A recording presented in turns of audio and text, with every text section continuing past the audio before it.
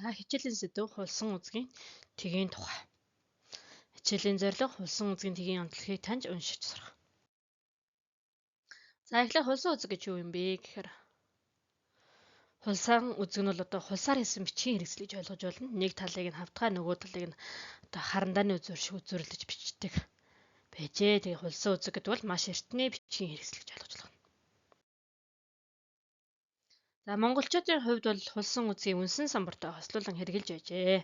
За үнсэн самбар буюу тэгш харуулдан цэсэн модоор самбар хийгээд гадрууг нь тослоод аргалын юм уу ясны үнсээр өнгөлж бичгэд бэлгэн болгоод тэгээд тэн дээр үзүүрлэж бэлдсэн хулсаараа ингэж бичдэг байжээ. Тэгээ энэхүү үнсэн самбар нь бол дахин арилгаад ингээд дахин бичих боломжтой учраас одоо анх бичиг үсэг сурж байгаа хүүхдүүдэд их хэрэгэлдэг байсан.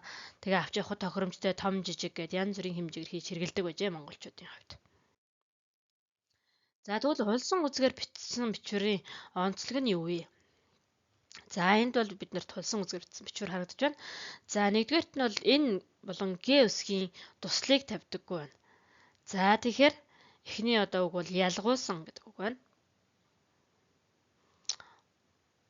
За дараагийн үг болгож гэж унших юм байна.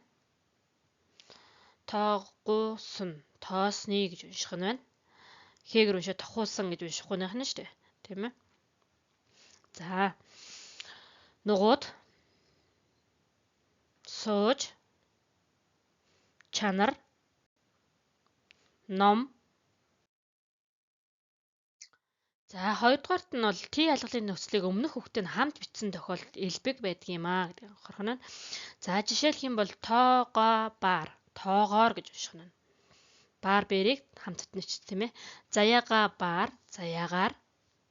Хилээ бэр, хилээр гэж унших хэрэгтэй байх нэ.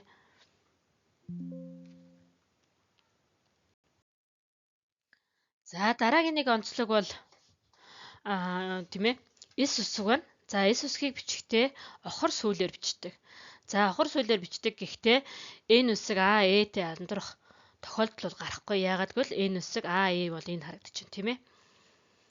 Хатгин гэдэг энэ үсэг Э үсэг бол энэ нэлээд урт байна. Харин эс үсэг бол ийм охор сүүлээр бичдэг байна. За тэгэхээр уншихтаа өвгөс, тийм ээ, хатгины өвгөс, төгс үзэсгэлэн, харцсын хөвгөн, улсын гэж унших нэ. Энэ охор сүүлнүүд бол эс үсэг шүү гэдгийг анхаарч унших нь.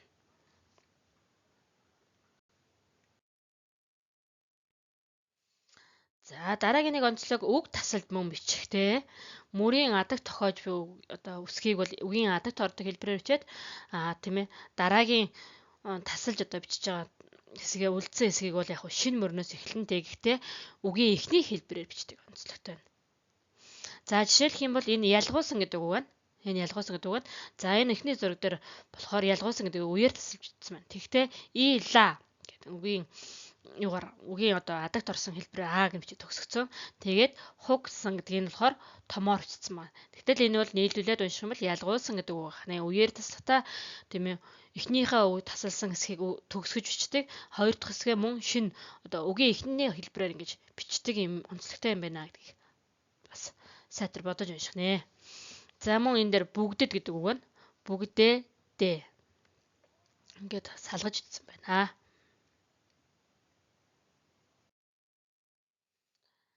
За одоо энд ажиглаж байгаа үгийн адагт орсон Б үсэг. За юугаар бичсэн байна вэ? Гэдэс болон орхицоорчжээ, тийм ээ. За тэгэхээр үгийн адагт орсон Б-г бол одоо энэ гэдэс тийм ээ. Гэдэс одоо орхицоор бичдэг. Ийм онцлогтой байна. За тэгэхээр 4 твийн замбуу твийн гэж унших нь. За хулсан үзгийн тгийн хувьд ийм онцлогтой байх нэ.